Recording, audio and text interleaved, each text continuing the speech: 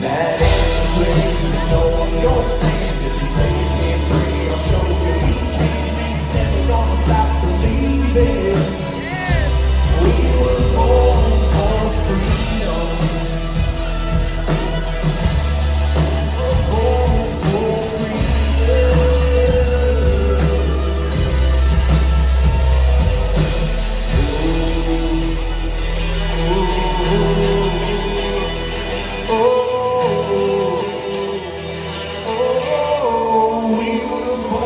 for freedom. Cooking, I'm just saying. Just saying. You know, a fat Jew is not going to turn down some good food. Okay? I'm just saying. Not Italian won't either. You know, the best chef I ever worked for was this big old mean, fat Italian motherfucker from Boston. He was the meanest chef that I've ever worked for, and he was the best chef I've ever worked for. I worked for the best Italian restaurant in Oakland. It was, I mean, he taught me so much. He was an asshole. Would he still give you the shirt off of his back? Yep. Listen, this is how much he loved me, even though he treated me like shit. I quit the job, and he still wouldn't take me off the schedule. I had to quit twice. That's not right. Okay. You said, what do you want to know about tech stuff? I want to know about VPNs and ISPs. Well, you know who can actually teach you everything you need to know. And to be honest with you, maybe I'll tell Peach to come out next week. And her son is literally like a fucking tech magician. This kid hacked her fucking internet through her Bluetooth speaker. Okay, this dude knows. Yeah, and he's got like a government. Yeah, he knows his shit. So if you need your phone set up for some shit, this motherfucker knows what he's doing. Okay, perfect. So I'll tell Peach if she wants to slide through with her son, so he can set you up. Or yeah, tell her to bring Barbara and Joey too for stuff. Yeah, he knows his stuff. And me. Essentia is the best water. I gotta start drinking more water. Look, I got all the. Let me show you real quick. Oh yeah. I got all this water for the camping trip, so I got all that shit. I got tons of water. We are going to be hydrated. We are going to be hydrated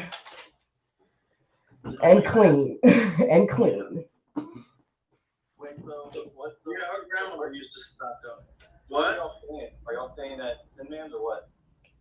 I want to sleep. No, I think I'm trying.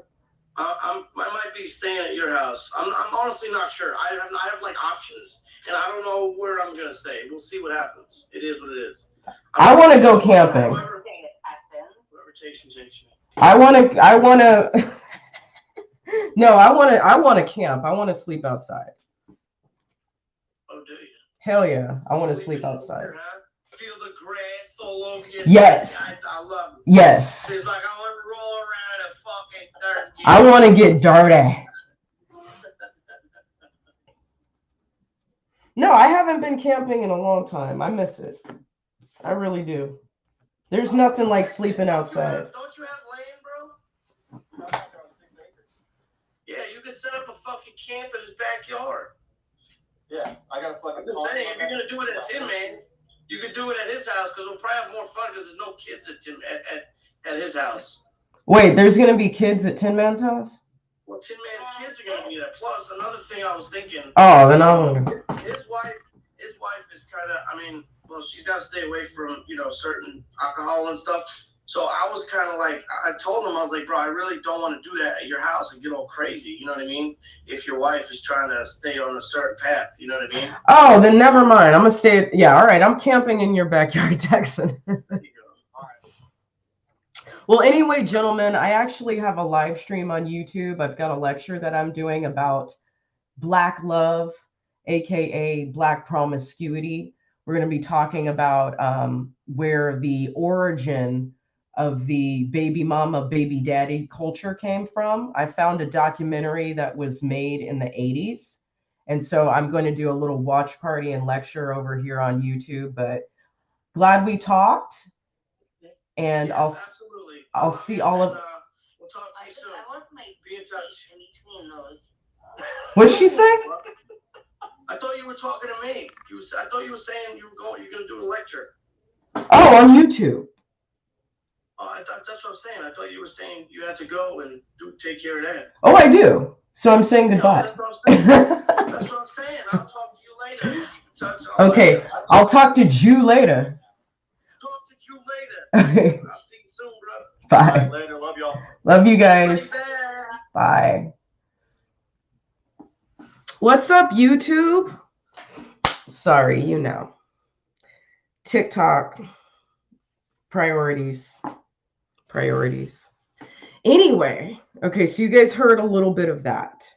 So I found this crazy documentary. Hello, LJ Walter. How are you? I found this crazy documentary that came out in the 80s. And I watched it all. This is from 1986. And it really gets into this whole baby mama, baby daddy culture. And we want to be fair here. Let's not say that this is just a black thing. It's not, okay? Half the white kids that I grew up with didn't have their dad.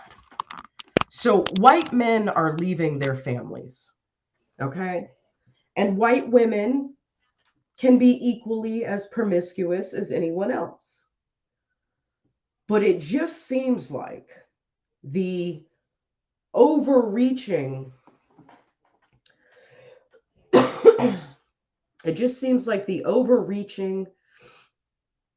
issue with fatherless homes and multiple blended families and multiple women having multiple kids by multiple men and vice versa. It just seems like it's more consequential when it comes to the black race in this country. You don't see this in Africa. So we can't say that this is a genetic thing. This is not about genetics. This is about culture. In Africa, women are expected to be virgins until they get married. They're expected to be loyal to their husbands. They're expected to stay home. They're expected to have children. Not to say that there aren't problems with that too, because domestic violence, a lot of the countries that women are treated a certain way with, you know what I mean? These are also countries where women have no rights. So let's just be really fucking honest about that.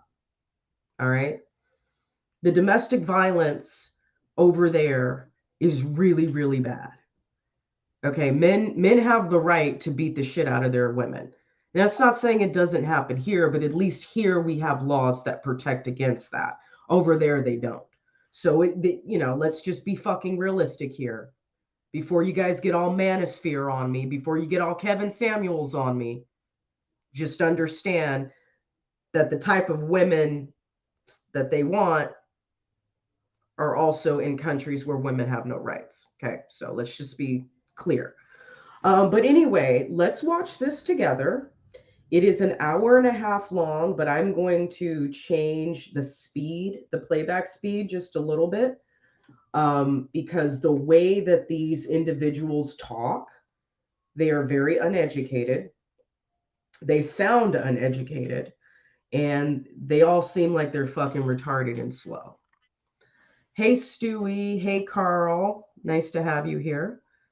So let's just jump right in. I thought this was a fascinating documentary here.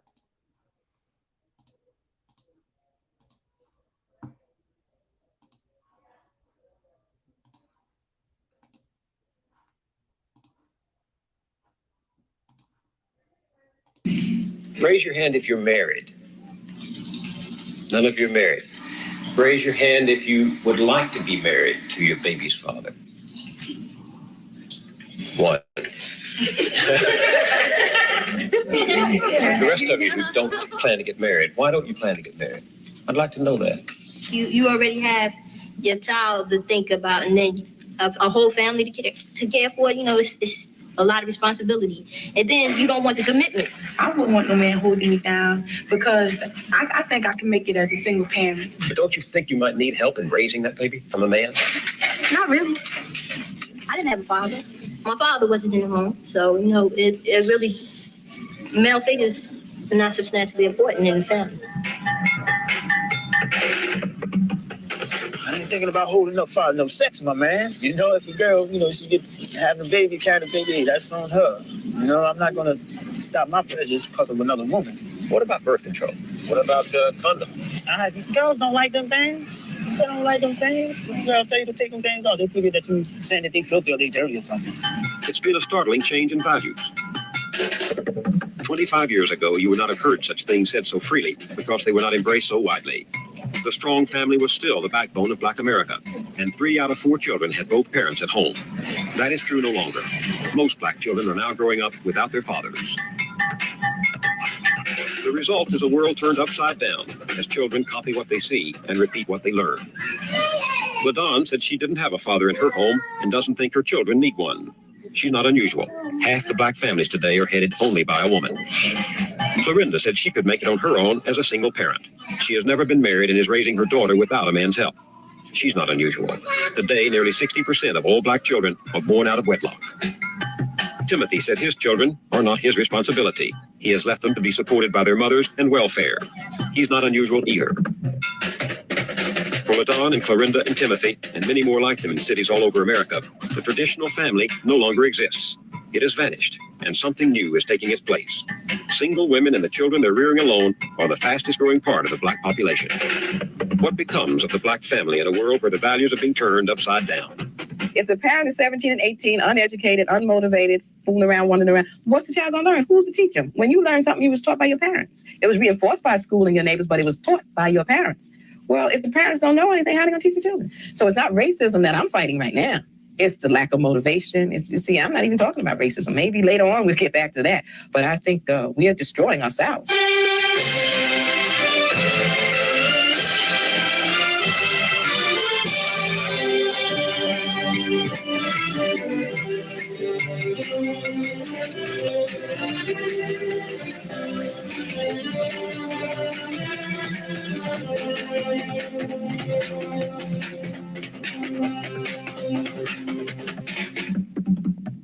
This portion of CBS Reports is sponsored by Sun Company. At Sun, we believe putting our energy back into the community is just as important as getting it out. Where there's sun, there's energy. From all over the world, crude oil comes to this Sun Company refinery where we make Sunoco products. And Sun is Newark, New Jersey, one of America's inner cities. Inner city is a polite name for ghetto, as in black ghetto. Those of us who don't live in the ghetto are brought here usually by television, and usually only when there are violent pictures to show. But we have to come here if we want to understand those fearsome statistics about the vanishing Black family. Now, a lot of white families are in trouble too. Single-parent families are twice as common in America today as they were 20 years ago. But for the majority of white children, family still means a mother and a father. This is not true for most Black children. For them, things are getting worse. Today, Black teenagers have the highest pregnancy rate in the industrial world, and in the Black inner city, practically no teenage mother gets married. That's no racist comment. What's happening goes far beyond race. Why then do so many teenage girls get pregnant and have children? Why do so many fathers abandon their families? The answers begin with the people here. They told us what happens to family when mothers are children, fathers don't count, and the street is the strongest school.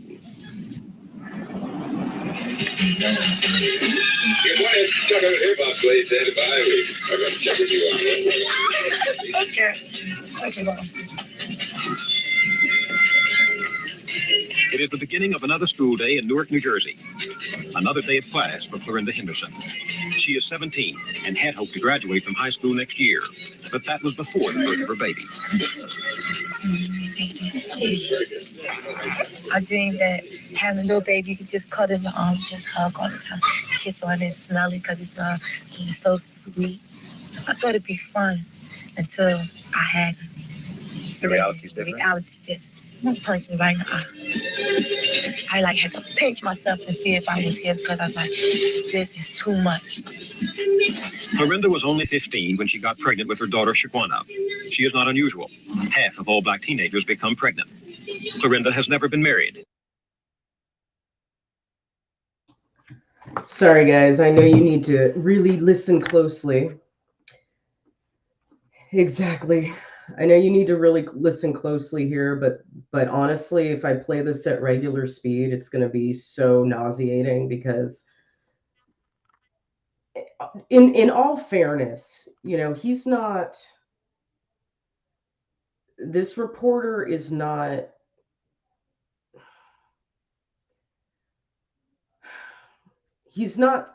I don't know what I'm trying to say here. He picked the stupidest fucking people he could find to do this documentary. You know, I don't understand. I didn't lose my virginity till I was 18 years old. And even when I was in high school, yes, a lot of the teenagers I knew were having sex. But there was only one girl in our entire high school that ever got pregnant. It was a Mexican chick, okay? Only one. I guess the hypersexuality when I was in high school, even though it was there, the experimentation was there, people were fooling around, yes, but it just seems like in Black culture and Hispanic culture, it is so acceptable to start having sex when you're 12, 13 years old. And getting pregnant at 15? 15. Not even 16, 15. I just don't get it, you know? It was one thing if you were a slut. Like, if you were a slut, you tried to hide it. You know what I mean? You weren't, like, walking around proud of it. You know, you just weren't. I don't understand, but anyway. She's still living with her mother at home, where she's raising her baby daughter. Clorinda goes to a special school for dropouts after she takes her daughter to a daycare center. She has 5th grade math skills and reads at a 6th grade level. When I got pregnant, I said, well, I'm going to have this baby, and she's not going to stand in the way of my education. I'm not going to let no one stand in the way of my education. I ain't going to be like these other girls. 5th grade math skills, 6th grade reading level. What the fuck is this girl doing having sex? You can't be a slut and be stupid. That's not going to work out. It's just not. But sex seems to be this go-to thing in Black culture. And nobody is saying, hey, this is not okay. Just drop out, can't get no job, no money, have to be on welfare. Ready. On the vocabulary. Bingo. Clorinda learned about birth control in sex education courses, but she still became pregnant. You think it was a mistake? Well, I'll say no, because I wasn't on any, birth control methods. Seriously, look at her teeth. Do you know why people have teeth like that? That's because they were sucking their thumb well past the age of needing to suck their thumb. This girl is retarded and she's having sex. I don't get it. People don't have teeth like that unless they've been sucking their thumb for way too long. Apparently she's sucking other things. Neither was he. And, we were sexually active. And when it happened, it just happened. When you think back to that day when you learned you were pregnant, what went through your mind? Oh, gosh, I'm going to tell my mother. And I'm going to tell my mother she's going to make me get an abortion. I was really scared, I think. Why didn't you want to get an abortion? Because I wanted his baby. What did you like about him? His legs. His legs? I got a thing for bow-legged boys. Bow-legged boys. I love them. They got some gorgeous legs. I just don't know. Darren Lyle is the father of Clorinda's baby. He is 18 and lives in central Newark. He dropped out of high school when he was 16. He has never held a steady job. I spend most of my time listening to the radio. When I don't go to school, I don't work, I don't do nothing. Just like this killing time. Did you want to have a baby? Not really. It just happened. You know, she just popped up pregnant. And I just. Were your friends impressed? Not, everybody was telling me, that, she looked just like me, and, she is kind of cute, kind of pretty. That was like, make me feel good. Sure. Mm-hmm. Do many of them have babies? That seems like that's all they be doing if I is making babies and shit, making babies.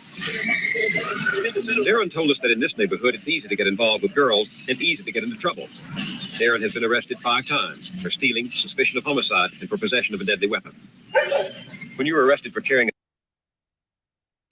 what? Suspicion of homicide? Homicide? Suspicion of homicide. Even if he didn't do it. What's going on with that? What's going on with that? I don't get it. People having kids because they need to feel loved. Yeah, absolutely. So what is going on with the self-esteem and the family structure that people don't fucking feel loved? I mean, I've never felt loved. I know for a fact my parents didn't love me and still don't. They still don't love me. But the self-preservation is not there for these people. They don't see a future for themselves longer than the next day. They can't see their lives past tomorrow. That's the sad part. That's the shit that needs to be addressed. a dangerous weapon, what was it? Big machetes. Machete? Knives and big knives. You mean you just carried around with you? I used to bring it to school with me. I mean, that's just hard to conceal, that, isn't it? No, because I had like this blue coat, just like a blue goose. I poked a hole in the pocket of it, and I used to put it right in there. Isn't that dangerous? That's the way stuff was going, like that's the way the people was acting towards me. So I felt like I needed a weapon, because and this thing like it's like boy, really like Vietnam. Have you asked Darren to help you with the baby? No, because I see he can't even help himself. He can't. It's pitiful to say that, but he can't. He wasn't prepared to be a father? No. And he still isn't. Were you ready to be a mother? Well, no. But now that I am, I just have to take it step by step. She not tender-headed. Florinda relies on welfare to support Shaquana, but it's her mother, Gloria Henderson, who gets the check for the whole family. Gloria, 34, has never been married. She was a teenager when Florinda was born, just as her own mother, Florinda's grandmother, had been when Gloria was born. When you were pregnant, did you assume that you could turn to welfare for help after the baby came? Well, yeah, but I didn't have her just to collect welfare.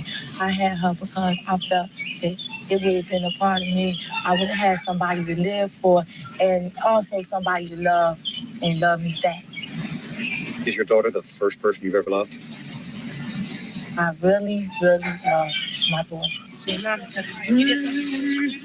months after the birth of their baby, Florinda was pregnant again by Darren. This time she had an abortion. She didn't think she could handle 2 little children while still a teenager herself. Your grandmother was a single woman with a child. Your mother, a single woman with a child. Now you. Why is that happening? I really didn't plan on getting pregnant, but if I really had somebody to really sit down and talk to, like really express my feelings to them, I don't think none of this would have happened. And then when it did happen, my grandmother's like, I told you this, I told you this, tell me nothing. Nobody told Darren anything either. I mean, I think she kind of hit the nail on the head, and that's kind of the answer. She didn't have anyone in her life to tell her what was right and what was wrong and what was appropriate and what wasn't. I understand that feeling. My parents didn't either. My father was a sex addict and my mother was an evangelical narcissist. So what kind of sex education did I get? None. Now, you guys want to know what made me wait to lose? I didn't lose my virginity till I was 18. You guys want to know what made me wait? Deadass. Y'all remember that movie, kids? Y'all remember when Chloe Sevigny got raped at the end of the movie, and she got raped by the guy who was HIV positive and didn't know he was HIV positive? That movie scared the shit out of me. I saw that movie when I was 14. I didn't lose my virginity till I was 18. All my friends were having sex. I was not having sex because of that movie. Okay, so when it comes to sex education, if the parents aren't doing it, show your fucking kids the movie Kids. That was the best anti-sex, pro-abstinence movie you will ever fucking see. And it's not religious. It's not even about morality. It's about reality. He too lives at home with his mother. Where's your father? Locked up. Locked up where? Main Street. What for? Fighting, violence, stuff like that. Had anybody ever told you what it is like to be a father? I like watching other older, you know, had kids. How did you I learned that they take a lot of patience. You have a lot of patience? I don't got a lot of patience. Clorinda doesn't always have a lot of patience either. You want to fight? Then don't ask me if I want to fight. If you don't want to fight, don't say to me. Of course, then. Come in now. Talk to you. You like going out like that? No, you went out. You shouldn't be saying nothing to me. You done already pissed me off. What I do? 2 months after her abortion, Clorinda and Darren broke off their relationship. They see each other rarely now. Once in a while, Clorinda will take Shaquana to visit. Do you ever think about marrying Clorinda? Why not? I didn't think about that. Nah, that's the last thing on my mind. You ever feel depressed? I don't be like sad. I just be like frustrated. I'm like really like frustrated. What are the odds that your daughter will follow the same route? Because there was your grandmother, your mother, and you. No, I see to that. How? She won't. I would sit down, I would talk to her about her being a young lady. Like, Juana, if you go out here, you have sex, be sure you're on birth control. Or, you know, if you do have sex, make sure whoever you're having sex with care about you. Don't just let them them get over on you thinking they got a piece of the action. Now they can go tell Tom, Dick, and Harry. Did your mother tell you those things? No. Did you tell them to yourself? I talk to myself in the mirror. Neither did mine. And you say no? No. It's like I said to my daughter, no more. Now, Selsun Blue, the #1 doctor-recommended dandruff shampoo, introducing a new extra conditioning formula. It leaves my hair looking so soft and manageable. It has 5 conditions. The full rich taste of Brim decaffeinated coffee. Expecting a third and is not married. She too lives in Newark. Like nearly half of all black children in America, Alice's children are being raised in poverty. They live a subsidized life in subsidized housing. But that's not what Alice wanted or intended. Alice lives in one of the toughest neighborhoods in Newark, in the project where she was born and brought up. But she hoped that one day she would move out of here.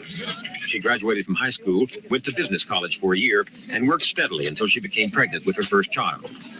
You know, I was doing so good before I was pregnant. I had a little job. I kept money, stuff.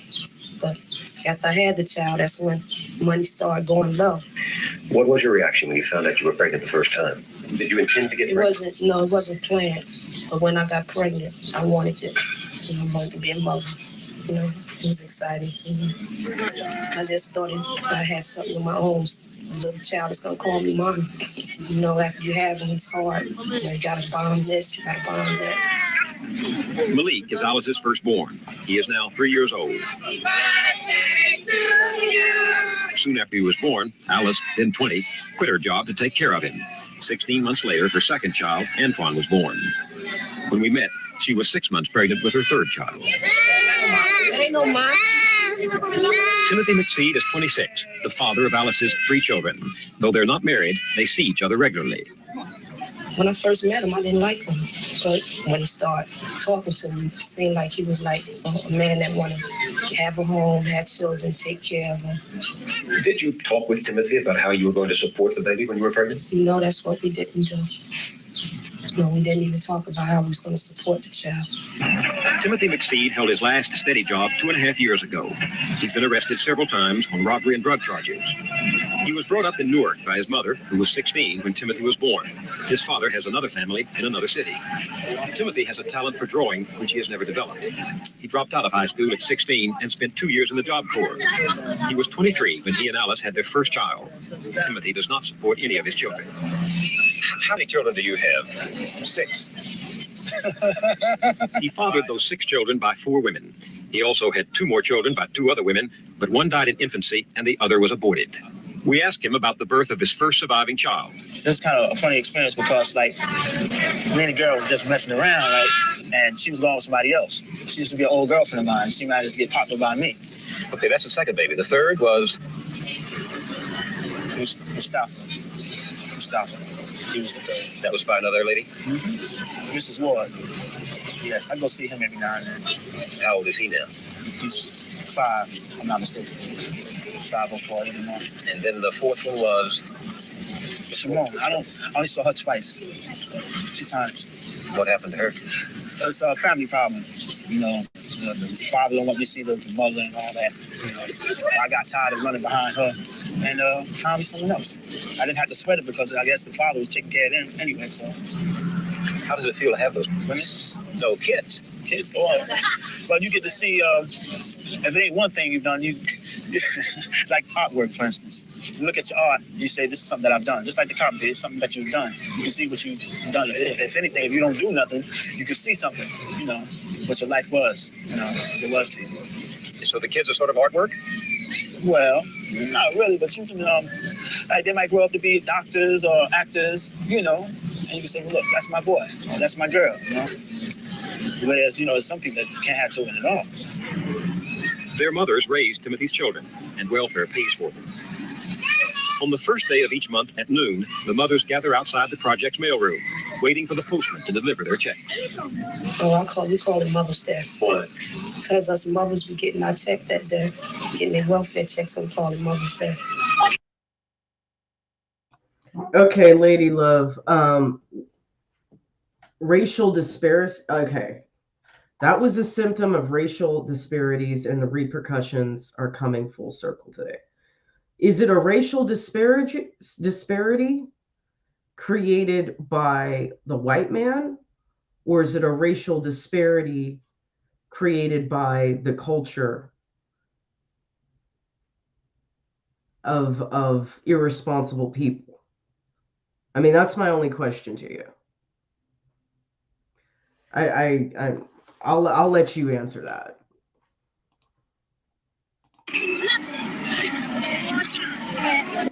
See, because honestly, poverty does not have to equate to promiscuity. Poverty does not have to equate to criminal behavior, and poverty does not have to equate to irresponsibility unless you want it to. Okay, because there are plenty of people in poor countries who still have a nuclear family unit. Just saying. There are plenty of people in poor countries who still get married. They might have 6 or 7 fucking kids, but they're having them with one husband and one wife. So I don't know.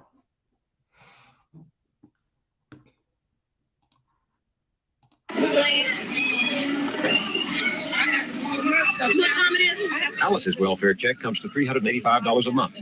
She cashes it at the corner store. Back in town now. She gets another $112 in food stamps. I don't think I would have had the second 2 children if I didn't think welfare was there. I don't like welfare because it makes me lazy. It does? Yeah, it makes you lazy just to sit around and wait for a monthly check to come in. You know, I just like to work. I like money coming every week, every 2 weeks. Why doesn't Timothy help you take care of those kids? One thing I do know about Timothy, that if he did have a job, See you another blue moon. I know he would take care of me and the children and the bills. But what's holding him back? Well, this is what he tells me all the time. He figured I'm gonna be with another guy, or I'm gonna slip away from him while he at work. That don't make no sense to me. Don't you get mad sometimes? I get mad a lot of times about financially support from Timothy. What do you say to him? I always said, ain't that hard to get a job. Go out there and look for a job, because I'm sick and tired of just laying back waiting for a welfare check. I said, this is not how I want to live the rest of my life. This is not the way I plan for my future to be. Does it make you feel bad that you can't support your kids? Yes. How do they make it? Where do they get the money?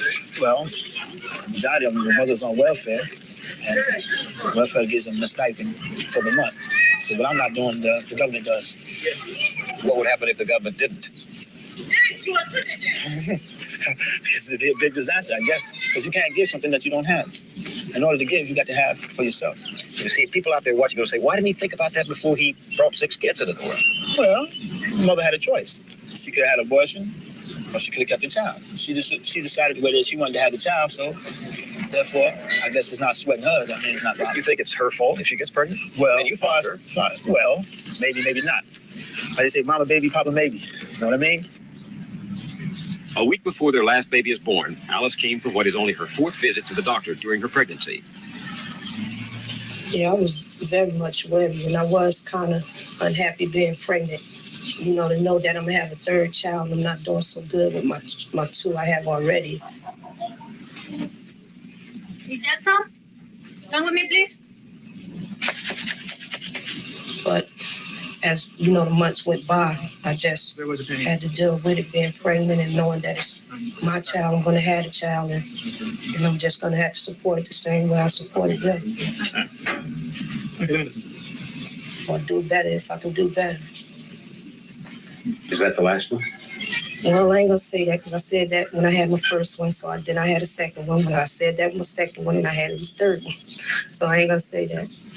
Did you think about birth control? No, I didn't even think about birth control. I was...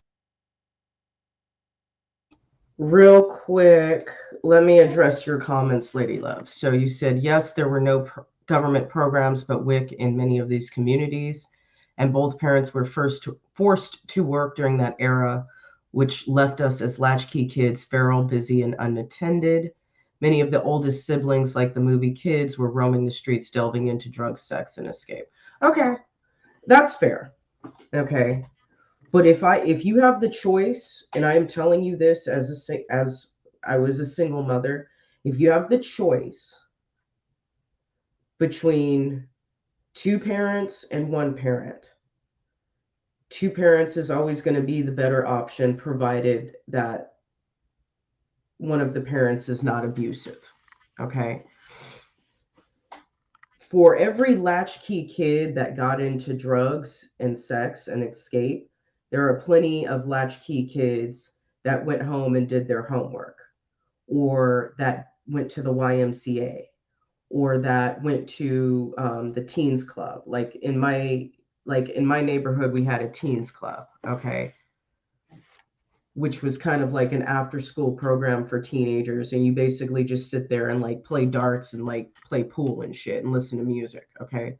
So yeah, it's not ideal. Okay, but if you have to choose between the 2 parents is better than 1. Two loving, healthy parents is better than 1. Now, 2 abusive parents is not better than a single functioning parent. So there is gray area. I will give you that. I will absolutely give you that. But not all latchkey kids went down the wrong road. Some latchkey kids just went home and played video games, or did their homework, or did sports, you know. So let's just, you know, acknowledge that as well. Afraid of birth control, because I always heard that birth control gave cancer and all that stuff. What about Timothy? Did you talk to him about taking precautions? Yeah, I talked to him about being careful about, you know, birth control. But did he? No, he wasn't with it. 924. On Father's Day, Alice and Timothy had their third son, Hakeem Lamont Jackson, 7 pounds, 7 ounces. Yay, little boy. Little boy. I'm the king. I'm the king. Hey.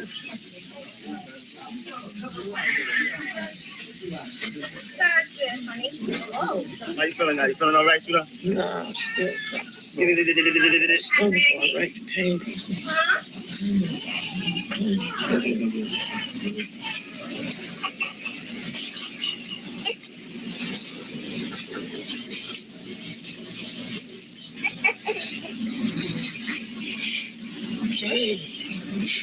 Fat face, little baby. Girl, you heard him, man. You hungry? I know you're hungry. Let me see my little baby. So many women, so many children. Do you ever think that maybe you shouldn't do it? Unless you can be sure you don't have a kid?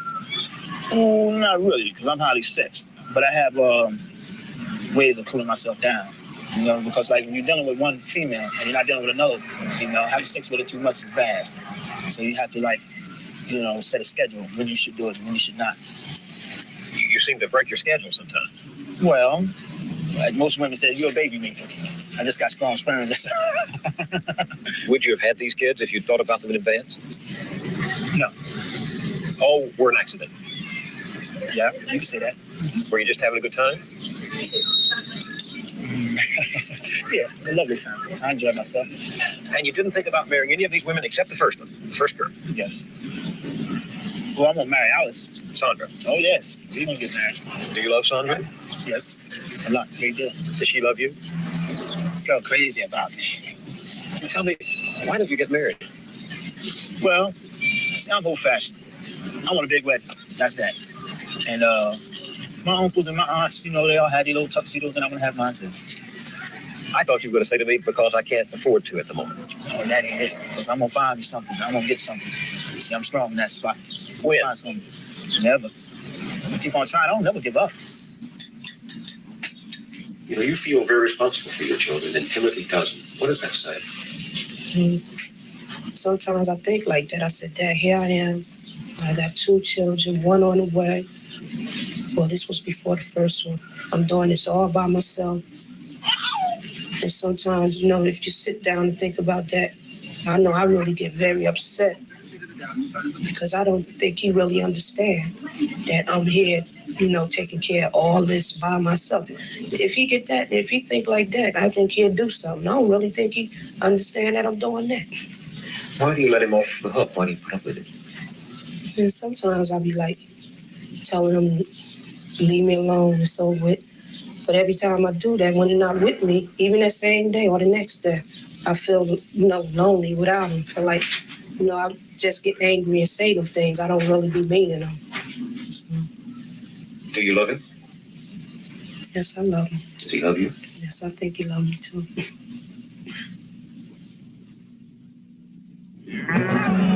They call this cattle country. It's all. Neither one of these people know what love is. Folks worried about the future of the land. The son also developed this land. Book about the black experience in America called The Invisible Man. Ironically, the young black man today is anything but invisible. He's the one who shows up in the highest unemployment rate. He's right there at the top of the crime statistics. He's the one most threatening to his black neighbors and the one most feared in the mind of white America. Every teenage boy growing up can go either way, but the son of a single young woman in the ghetto is pressured to go the wrong way every time he steps onto these streets. What do you see for your future out there? You're how old now? I'm 15, and right now, if I keep going like it's going now, I really think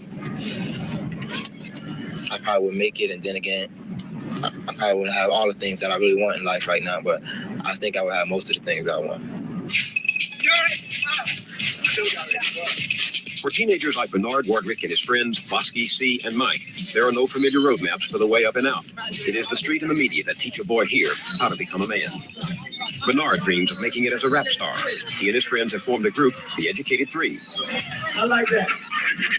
So here they come. Look, New Jersey, your own Educated Three. I'm the educated three, educated three. Two fresh MCs, most definitely. Two fresh MCs, you can't stop. We're gonna rock the mic, so we hit the top. What you heard before, we're gonna Oh, we did something. That wasn't for life. We almost forgot. Teacher, I need back. Come on, people out there in the place to be. Put us all together. And that makes me. What is rapping? To me, it's like poetry because, I could just sit down and write it. I can sit at the table or whatever, wherever I'm at, and I can just think of it. What does it take to be a good rapper? What's the skill? You gotta have style, class, and originality. Anybody can rhyme. You just gotta put yourself into it and make it mean something. Get on your mic. Hey, be on time. Get on your mic. Get your flex rhyme. 1, 2, 1, 2. In the place. Lady Loves Life says, sadly, it wasn't until 2011 that birth control pill was mandated free as a part of the Affordable Care Act. Okay. But abstinence is free. Okay. Obviously, I am not a stellar role model when it comes to anything regarding family. Obviously, I've had some fun in my life, which has dramatically impacted my mental health, put myself in danger, been somewhat risky. I've made a lot of mistakes, but abstinence is free. Okay? It's not that hard. Even if no one loves you, you have to love yourself. And if you love yourself, then you will know what is good for you and what isn't. And Stewie says values are stronger than synthetic chemicals or hormones. 100%. If I could wait till I was 18 to have my first sexual experience, anybody can. And I grew up in LA. All my friends my age were having sex. I wasn't.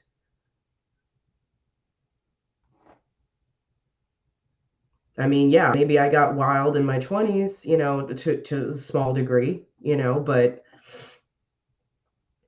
abstinence is free, and we don't need the government to pay for it. I don't know how else to say it. Not to mention that birth control can either make you gain weight or it can make you more fertile if you get off of it. So, I mean, there are some side effects to it.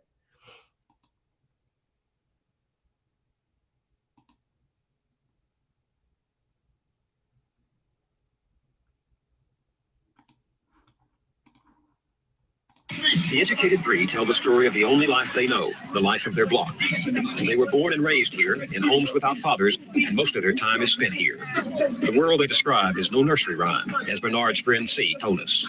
All the people got guns and turn stick-up kids while their mother is at home, shedding tears because the son that she thought she had brought up right is on the streets leading a terrible life. He's walking down the road heading for nowhere. From my point of view, he don't even care because the attitude he has makes him care about nothing, not his mother, his brother, or even his cousins. He think life is all about on the streets being a two-time loser and a petty thief. But everybody knows that you're a thief of the week because you're no good for nothing. This way you're good for something. Oh boy, the only thing you're good for is fronting. You know this? Yeah.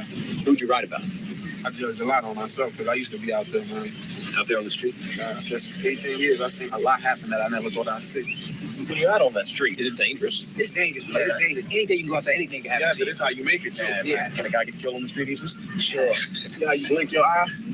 Like that. Yeah. Killed just like that. The leading cause of death for young black men is murder. 1 in 21 will be killed before the age of 25. Bernard was shot and robbed by 2 teenagers when he was 15. 4 months later, he was arrested for carrying a gun. That is not unusual. Nearly half of young men in the inner city are arrested before they reach 18. Trouble, Bernard told us, waits at every corner.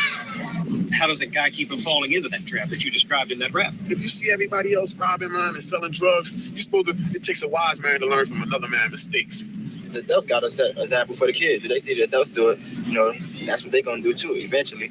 Who would be an example? My family, my mother. His mom is Brenda Wardrick, 30 years old, the mother of 4 children by 3 different men. She has never been married.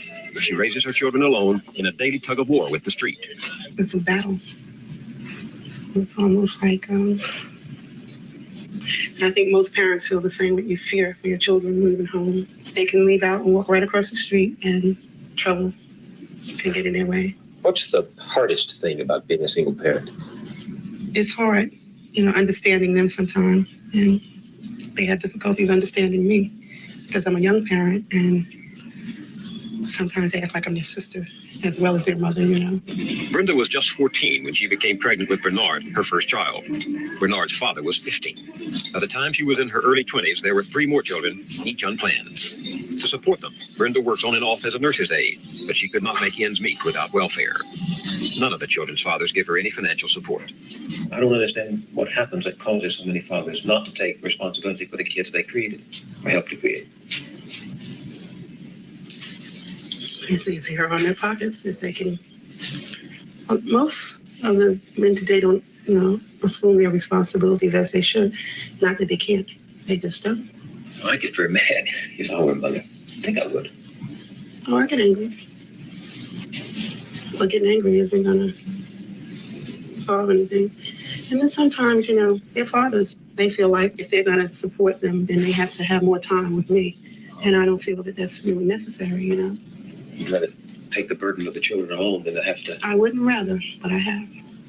What do your children mean to you? My friends, they're my world, you know. When I wake up in the morning, see, you know, if you don't have a husband or a man with you, your children are always there. So you have someone to call your own. So your children will smile when nobody else will. Do you want your kids to get married? Sure. Especially my daughter. My boys, they'd probably be, what you call it? Freelancers. Freelancers, Yeah. like their fathers? Yeah, maybe, I don't know. That does seem to be the pattern. Yeah. I come a long way. Whoa, yes. Once a single mother like Brenda would not have been so alone in raising children. She was born here in rural North Carolina, surrounded by an extended Baptist family. But her father went north looking for work, and Brenda was raised in Newark. Many summers, she came back south to visit her kinfolk. They still live here and every year hold a family reunion. With her present boyfriend, Lamont Banks, Brenda brought her children down for the occasion. She wanted Bernard especially to see a world different from the streets of Newark. Got me coming in. Every time I got no love. Oh, the Lord, come on, ways. Thank you. That was just beautiful. She told us how we made it to the family reunion. Let us pray. Almighty, all wise and eternal God. The church was part of the extended family. It was sanctuary, community, comfort, brothers and sisters in faith and consolation. Oh, what a fellowship, what a peace divine. When you're away from people that you love and care about, these reunions sort of just makes up for the distance, you know. Spend a little time and you go back and you look forward to the next time. Keeps us together, keeps me going. I'm lighting this for my great-grandfather, my great. And I'm hoping that my children will get together and give reunions to keep the flow, be close with their family. More than blood, place, and faith held these families together through hard times. There was memory, never more alive than at the old family burial ground.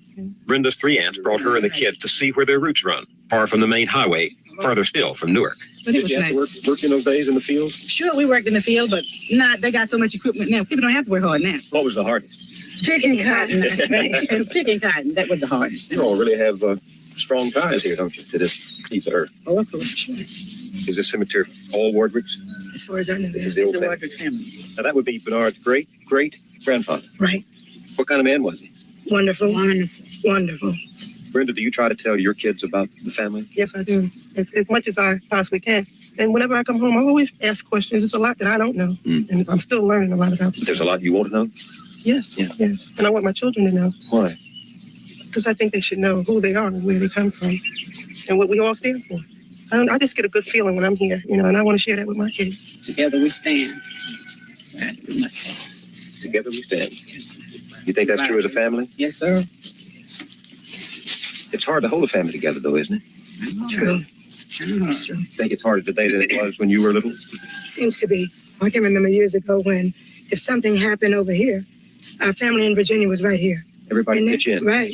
And now you never hear of that. But it's up to us to try and keep it together. So this is what we were taught. Love and affection. That's the only way we can make it. Bernard, this is such a change from Newark. What do you think when you're here in this place? I enjoy coming to visit, but I wouldn't like to live here. Why? The environment isn't the same. Time man, you got wrong about for that. 20, 30 houses You on wrong one for block. that. And down here, you know, you got like a half a mile. Before you A lot more action up there, right? Yeah, I enjoy when I come down here. I love to visit. I wouldn't like to live down here. What do you think your life would be without if you didn't have these folks here and didn't come to these reunions? And maybe almost not belonging somewhere. I just couldn't imagine not having this here, you know. Of course, you have these reunions in this place and these people to fall back on. What do you think your children will have to fall back on? This is what I'm trying to share with them, so that they will have this too. But it's not Newark, isn't it? No. They won't. They're missing a lot. Plus, this is where I was born, and they were born in Newark. I don't think they're not as fortunate. But Bernard calls this home and doesn't miss the extended family that means so much to his mother. His notion of extended family means something different. The rap group, Friends from the Street, and Brenda's boyfriend, Lamont Banks. Lamont is 31 years old, and much of what has happened over the last generation to the young black man who grew up in a broken family in the inner city is reflected in his experience. Lamont was raised in Newark by a single mother and grew up on the street. Now he has 2 children of his own who live with their mother in another part of town. He works when he can, cleaning oil drums, but does not support his children or Brenda's. He has become one of Bernard's acting role models. He told us what it was like to spend his teenage years, as Bernard is doing, in the school of the street. I grew up hard. I grew up basically being the man of my family at 13. Mommy was there, but mommy was like always saying, well, she needed this, or it was hard. And, you know, sometimes we go in the house and didn't have no food. You know what I mean? And I couldn't take that sometimes, you know. So I would take to the streets. And whatever was necessary so I could bring my mother some type of relief or help. Steal? If it took that. How did you as a kid get caught up in that street life? Hanging with a crowd. Well, how? Give me some examples. I was going with this girl, and at 12 years old, and these other guys liked her, and they jumped me, and I got me a bat, and I put me some nails in this bat, and I taped this bat up with these nails in it, and I went looking for these guys, and each one I caught, I hit them with this bat, and I hurt them with this. Okay, so this guy was literally Negan 25 years ago. He's like, this is the real life Negan right here. That's pretty violent, though. I mean, I could see hitting somebody with a bat. I don't see putting nails in a bat and hitting somebody with that. That's disturbing. This bad, you know. Their parents came to my mother with the police, and they locked me up. Several years later, I shot a guy out of anger. Anger. What he had done to me had maybe hurt my feelings, but not so much to the point where I should have did what I done. What did he do? You know, he spit on me. And you shot him? And I shot him. Not that I probably couldn't beat him, but I was just that angry to the point where I wanted to kill somebody. Okay, so this is the type of man that she chooses, and this is the role model for her boys. Okay, so he has 2 kids by another woman that he doesn't support. He doesn't bring any money into Brenda's home. I think that's what her name was Brenda. Doesn't bring any money into her home. And clearly he is violent as fuck. So he's living off of her, and this is the boyfriend she chooses. Like, listen, I'm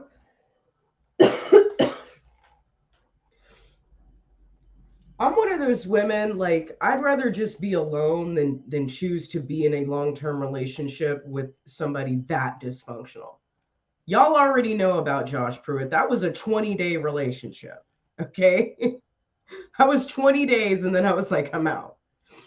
You know, I can't see subjecting your children to somebody with a temper like that, somebody with behavior like that, and calling that the role model. Like, that's how sad it is. Like, that's how desperate and lonely this woman must be. And I understand loneliness. Like, I totally get it. But once you see somebody's that fucking dysfunctional, you do not bring them around your children. You guys know I didn't have a boyfriend for 10 years?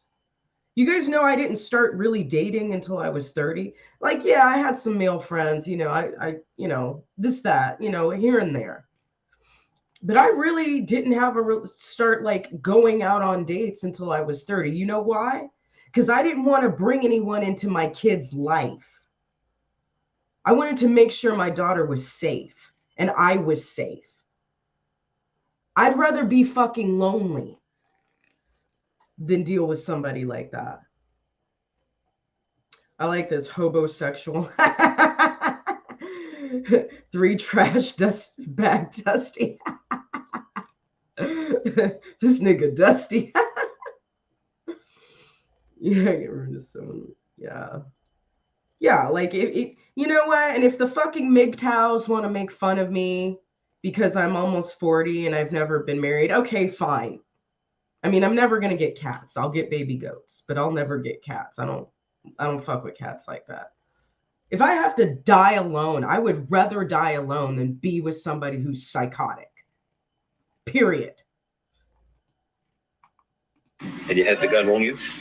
A rifle now, a rifle. Was it normal to carry a gun when you were growing up? Yeah, to protect yourself. What does a kid need to know to be smart on the street, to be a big man? To be hateful, be mean.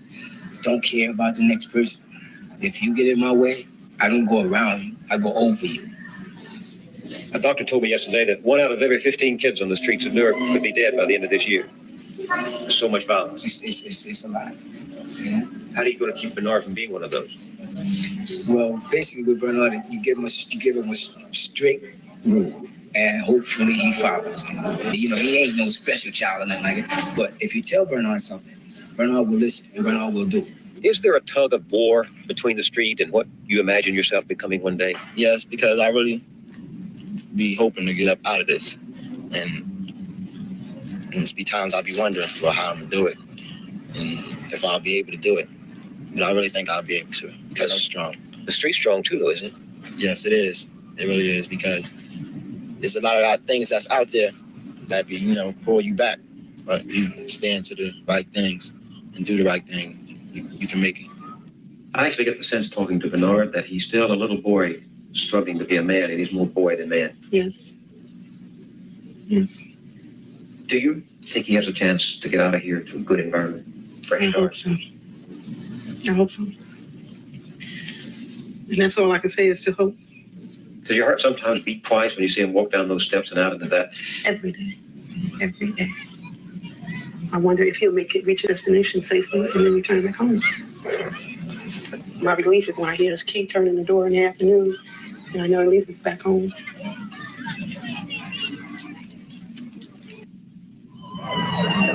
That chili you had for dinner has just started a 3-alarm fire inside you.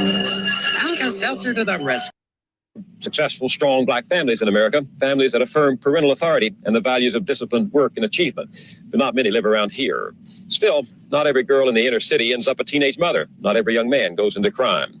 There are people who have stayed here to fight for these kids. They're outnumbered by the con artists and pushers. It's not an even match, but they stand for morality and authority and give some of these kids a bracing dose of unsentimental love.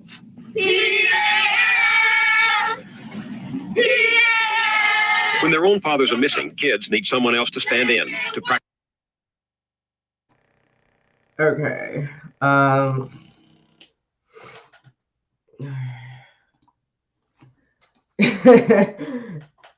Mr. Braining's like, I like cats. I don't hate cats. They're not my preference. I just want baby goats. That's fine. Just give me 2 baby goats and a dog, and that's all I need. I'll be fine. If I don't get married like in the next couple of years, I will be completely, fine to resigning to being a cougar, and I'll just fuck 25-year-olds until I die, you know. Not that I really want to. That's not what I want, but if that's the way it ends up, you know, that's fine. Because I definitely don't look my age, and I do have that working to my advantage. But anyway, I think that's enough of that. This has been a very, very fun. There have been some really fun comments. Jim's like, I'm MGTOW. Why get involved if you'll get run over? I get it. I get it. You just have to understand that not every woman is trying to run you over. You know, you guys have your fucking checklists of what you want and what you think a woman should be. And if they don't fulfill that checklist, then you're not interested. Okay, well, that's fine. You can go on Tinder and you can just get free pussy, and hopefully you don't get an STD while you're at it. Hopefully you don't meet a woman who's psychotic and slashes your tires. But I'm old school, and I want to date. I want to get to know people, and I want to keep my legs closed until I fall in love again. Because every time that I've done it casually, I've been disappointed, not just with the actual sexual experience, but also with what that does to your mind, what that does to your spirit when you soul tie with somebody that is no good. You know, I don't think it's realistic to wait till marriage. I don't think anybody really does that anymore. But it is preferable, you know. Men are not blamed for everything. That's not true at all. I don't think that's true. I don't think that's true. Mr. Braiding loves goats. Well, I don't know, buddy. You in Texas, I'm in Texas. Holla.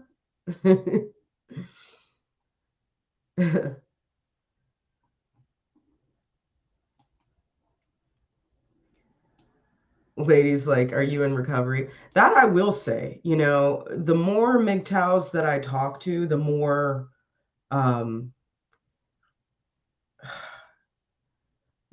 depressed and jaded and bitter they seem, which is funny because that's exactly what the MGTOWs accuse women of being. And I just think it's kind of funny how hypocritical most of you are. And I'm not saying you, Jim, but in general, I don't know. You guys all seem fucking like, not, I don't know you, but it just seems like all of the ones that I've talked to, the whole manosphere has just become a big circle jerk. You never talk about, not you, but in general, y'all never talk about honor. You never talk about morality. You never talk about self-control unless it is a standard that you place on women. But when it comes to yourselves, y'all don't hold yourselves to the same standard. And y'all complain that women don't want you because you're fat or you're bald or you're old or you're ugly. But then you won't get with a woman who's fat or old or bald or ugly. So, I mean, it's just the double standard. So like I tell them all the time, go get you a mail order bride from a impoverished third world country where she will be submissive to you, and you can find a virgin who will marry your old ass or your fat ass or your ugly ass. Not you, Jim, but in general. Go find you a mail order bride who wants to be an American citizen so badly that she will come here and live with you and be your fuck slut wife. Okay, go do that. But stop talking shit about all the good women who maybe have made a couple of mistakes. Maybe they had a baby. Okay, maybe they chose to, or maybe they had to work like I did. I didn't work the last 20 years because I wanted to. I worked the last 20 years because I lived in the most expensive fucking state in the country. And I had bills to pay. And I wasn't going to be a stripper. And I wasn't going to be an escort. And I wasn't going to go looking for sugar daddies. So I worked 2 jobs. Okay? Oh my God. I'm such a piece of shit. It wasn't because I believed in feminism. It had nothing to do with that. I was always a good woman. I was always a Proverbs 31 woman. Always. I just missed the boat because I was at work. That's it. And then when I looked for love in the wrong places. It's a typical mistake we all make. But keep in mind, I was living in cities with a bunch of fucking soy boys. A bunch of hypersexual fucking soy boys. My bad. I should have left California 20 years ago with my baby, got the fuck out and left and never looked back. But I was attached to my parents. I felt my self-esteem was really low. My parents had beaten me into a mindset of such being stuck and being defeated and not feeling like I could do anything with my life. I believed their lies. And it's taken a lot of therapy to get their voices out of my head and see who I am outside of the lies that they told me. Oh my God, I'm such a piece of shit. Not everything is as cut and dry as you guys think it is. And I sit here and I listen to Little Big Nate, and I used to listen to Trey and all these fucking MGTOWs on TikTok and all of the other ones. Okay, I get it. Women have fucked you over. I get it. Alimony, child support, visitation, all that shit. I get it. But pick one or the other. All right? Either if women need to own up to their mistakes, why don't you guys own up to the fact that you chose the wrong bitches? You could have had a nerdy girl like me 20 years ago, but I was working, so you never met me. You could have had the cosplay girl. You could have had the nerdy girl. You could have had the single mom who said, oh, okay, I had one baby, I'm not going to have any more, like I did. I've never been pregnant since then. I've never had an abortion. I was very careful. I was very responsible. All I did was go to work. You could have had me, but you chose somebody who fucked you over, so own that shit. And stop with the circle jerk of women are shit. Okay? Get over it. Just like we got to either get over it or go to therapy, just like we do.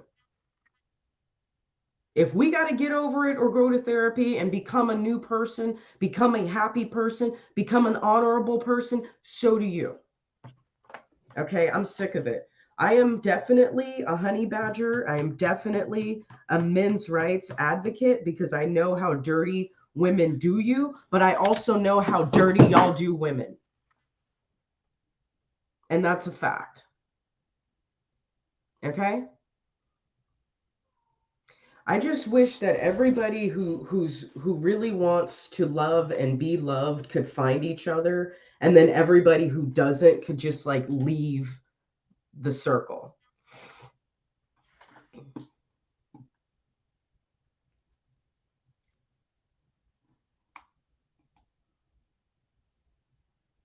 Speaking of honor, Jim, you said you were a Marine, right?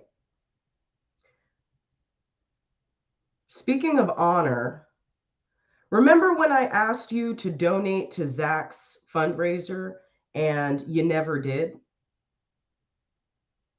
Just curious if you remember that. Because I think hold on, let me see. I still have my notes. Hold on 1 second. Speaking of honor, since you want to go there,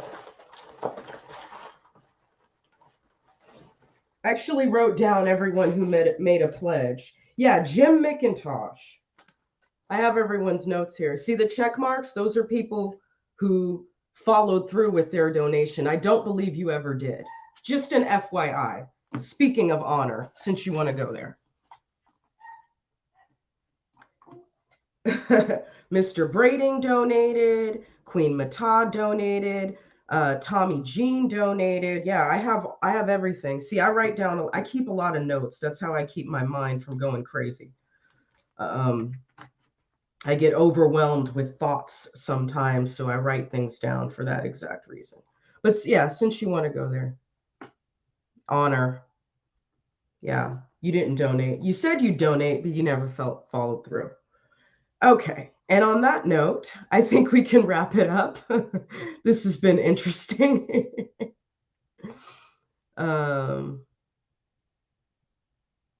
Ooh, okay. Yeah, therapy is for anyone who needs it.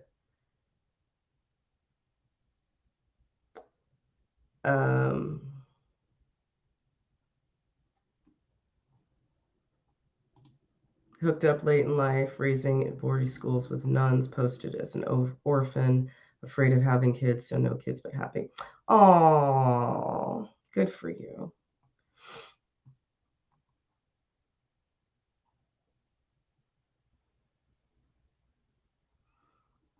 Therapy is made for women. No, it's not.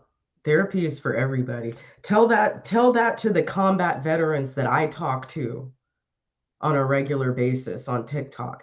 Tell them that therapy is for women when men are suffering. Oh, and just it's not even men who haven't been in the military. Do you know that there's a lot of men that have been molested as children and that's why they're hypersexual? Do you know there's a lot of men who have been abused physically, even if it wasn't sexually, and that still affects them, and they have anger management problems because their dads beat them up, or their uncles beat them up, or their grandparents beat them up? Okay. Do you know there's men who've been in car accidents or they've witnessed murders? Men need therapy too, so don't come on this channel saying some ignorant shit like that. As a matter of fact, if you got a wrench, can you bounce his ass out of here? Because you see, Jim, I don't care if you came to me through Queen Mother or Good Mother or whatever, however you got here, thank you for being here, but don't come on here saying some ignorant shit like that. I don't care if you're joking or not. Queen Mata, can you handle that? Can you handle that? Do me the honors. See, again, we are separating goats from sheep. And, it wasn't just about the money. It was about your ability to be a person who can level up in life. And you clearly don't want to level up, Jim. Thank you for all your love and support. But when I needed you, you didn't do shit. And now you're here talking shit. So you can go. And you can tell Queen Mother or Good Mother or whatever her name was. She also never came back on my show. You can go tell her that I was mean to you. Go tell her. Is he gone? Did somebody take care of that? I know there's at least 3 people in here with wrenches. I can't do any of this from StreamYard. You guys have to do it from YouTube. Exactly, Lady Love. I'm all up for debate, but yeah, the negativity is icky. And I'm not surprised that he's a MGTOW because this is how they all are. This is how they all are. Bunch of shit talking nobodies. Bunch of shit talking fat dudes. Bunch of shit talking ugly dudes.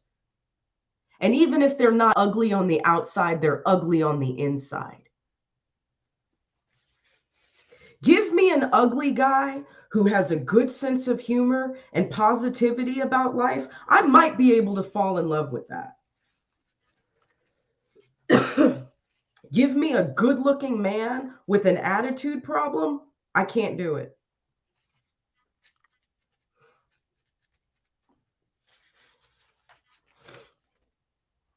Ugly inside is untenable. Absolutely.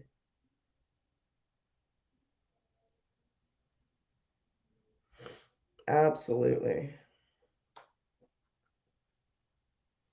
That's how they all are. Just bitter, ugly, disturbed, angry. It's like what woman ugh, what woman would want that? I don't care how much money you have. I don't care what you can provide for me. I don't care what your net worth is. If I gotta lay in bed with somebody who's that negative, I can't fucking do it. I can't do it. I can't lay in bed with somebody who's that dark, whose soul is that dark. I can't be intimate with somebody whose soul is that dark. Damn. Yeah, he just made the whole chat feel disgusting. Therapy is for women. Fuck you. Fucking loser. Talking about honor. I'm a Marine. Well, bitch, did you fucking pay up? Did you pay up? Did you pay up? Because I'm pretty sure you didn't. Honor. Queen Mata has honor. Mr. Braiding has honor. Clue, Risen, Lazary, Maurice, and Kelly have honor. Detox had honor. Angry Snowman had honor. Carl had honor. Lawrence had honor. Nunya had honor. Lioness had honor. They had fucking honor. Jim McIntosh does not. Bye. Anyway, float in the ether above that negativity. Oh, I'm good. I'm over it. But I'm going to say what I need to say and then I'm over it. People think I'm mean. Well, that's fine. I'm mean then. I'm mean, but you ain't going to come in this chat fucking talking all that shit. That's for sure. See, I be keeping my notes. Don't fuck with me. I got the receipts. Don't fuck with me. I got the receipts. Anyway, guys. Okay, so we have a red pill TMZ tonight at 9:00. This one's gonna be juicy. And you know what, LJ? I think that is the perfect way to end the chat. It shows more strength and honor for a man to admit that therapy would be helpful in his life. That is brave. Absolutely. Absolutely. If you could handle it on your own, then you would have handled it on your own. We all would have handled it on our own. But when we came to the conclusion that what we are doing is not working for us, the depression isn't working for us. The anger isn't working for us. The bitter feelings, the memories, the ruminations, the attitude, it's not working for us. When you come to that realization, that is when you move forward in life. When you just want to sit there and act like you can do it on your own, fine. Like Dr. Phil says, how's that working for you? If it's working for you, keep doing it. But the truth is, at a certain age, or after a certain number of traumas, or after a certain number of losses, you have to reflect and you say, what am I doing wrong? What is it about my thinking that's inaccurate? What is about my behavior that is counterproductive? What is it about my feelings that are self-destructive? What is it about my choices that are self-destructive? When you can ask yourself those 4 questions, that is when you're ready to fly. And it's a long, hard, ugly road. I'll probably be in therapy the rest of my life, but I can tell you this much. I have quit smoking weed. I am more focused. My emotions are so much more even keeled. My communication with other people is much more patient. I don't blame myself. I don't beat myself up. I don't have depression that is crippling. The changes have been small, but collectively they have been significant. And I attribute that to therapy because therapy is the only thing that is going to take you out of your own head and make you see things in life differently. So if being in your own head is making you self-destructive, you have to do something to get out of your head. And that's what the counselors are trained at doing. I tell people all the time, don't be ashamed to tell your counselor what's going on. We think that our problems are unique to us, whether it's grief, whether it's PTSD, whether it's abuse, childhood abuse, whatever it is. We think that it's unique to us. But guess what? These doctors, these therapists, they've dealt with it 500 times before. They've dealt with people just like you 500 clients before. So guess what? Maybe it's time to trust the experts. Maybe it's time to trust people other than your friends and family who are what are your friends and family going to tell you? Get over it, move on. It's in your head. Pray about it. Go work out, meditate, do yoga, get some fucking crystals. That's what your friends and family are going to tell you. But the doctor is going to be able to tell you, okay, this is how to ground yourself. This is how to center yourself. This is how to address your inner child. This is how to do shadow work. This is how to speak to yourself. This is how to speak to others. That's what the therapist, that's what the professional is going to tell you. That's what the doctor is going to tell you. The doctor is not going to give you bad advice. Your best friend will. Feel like you're in therapy right now. Military men are the most in need of therapy simply on the lives they've had to take, including children. I sat on the phone with one for 6 hours helping that Marine realize suicide was not the option. Thank you for doing that. Thank you for saving his life or helping him save his own life.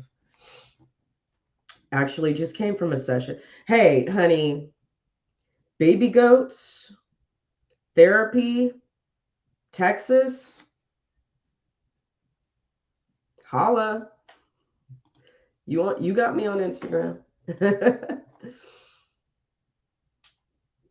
Telling him that it was his governments and the other souls that would be responsible for the lives he had to take. Good, good. Working out does help. Of course it helps, but here's the thing, okay? I've dated a lot of athletes, okay? Do not mistake athleticism and the self-discipline. Okay, let me rephrase. Do not mistake self-discipline and determination in the gym or in sports with distraction. There's a lot of psychotic people in the gym. And yes, working out does help them keep their psychosis under control, but it is not the only way. It is a part of it. But there are some people who work out excessively because they don't want to fucking talk about their feelings, or they don't want to talk about what happened to them as a child.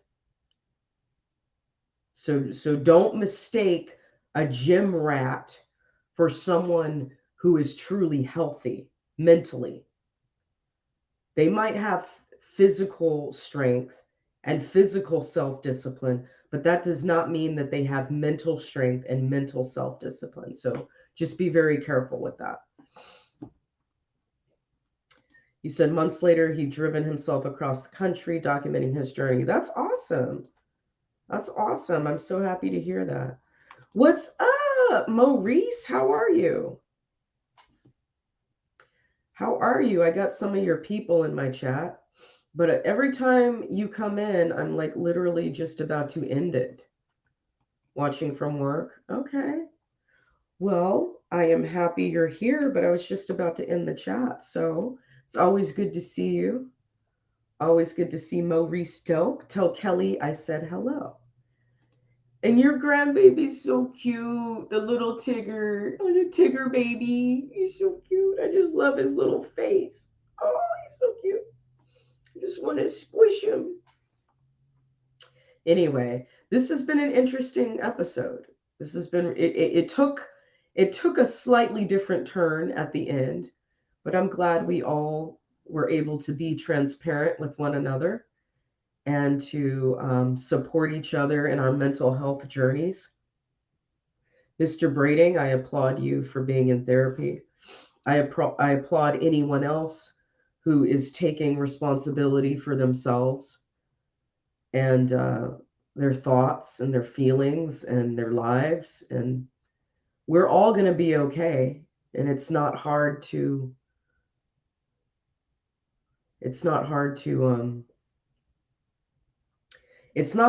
to change when you have the right people in your life.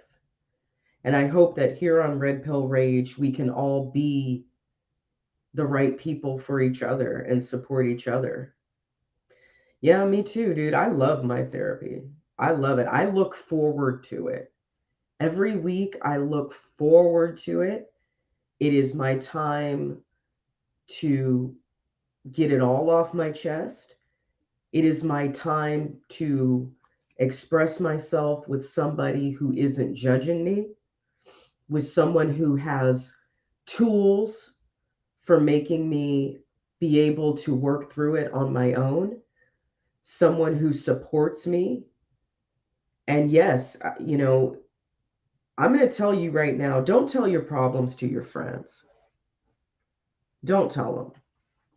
Your friends will always give you bad advice unless they've been in therapy. Now, if your friends have been in therapy, then they'll probably give you good advice. But if they haven't, then they probably will just keep you stuck because that's where they are. They're stuck too. Okay? I'm glad you feel great now. Baby goats, baby goats, baby goats. All right, for real, I'm going to end the chat. Come back at 9 o'clock Central Time. We've got a very spicy, very juicy Red Pill TMZ. I'm going to be talking shit. You're not going to want to miss it.